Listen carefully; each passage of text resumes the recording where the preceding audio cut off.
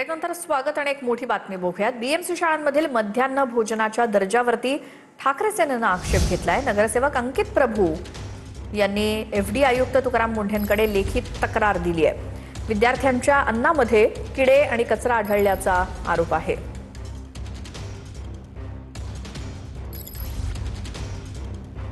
खिचडीमध्ये एका खिचडीमध्ये तर मी स्वतः डब्बा हातात घेऊन पाहिला तर केस होता, काही ठिकाणी दगड होते, काही ठिकाणी शिधा जो भात असतो तो एकदमच जाड होता, काही ठिकाणी खिचडी आहे आणि त्याच्या जागी आम्हाला पुलावच पाहायला मिळाला। आणि म्हणून जे काही शेड्यूल आहे मिड डे मीलचं जी महानगरपालिका ठरवते ते व्यवस्थितरित्या फॉलो होत नाहीये आणि म्हणून अशा प्रकारचं एक निष्पक्ष चौकशी या क्वालिटीवरती केली पाहिजे। ते निकृष्ट दर्जाचं जेवण आमच्या मुंबई महानगरपालिकेच्या विद्यार्थ्यांना मिळतंय ते कुठेतरी थांबलं पाहिजे।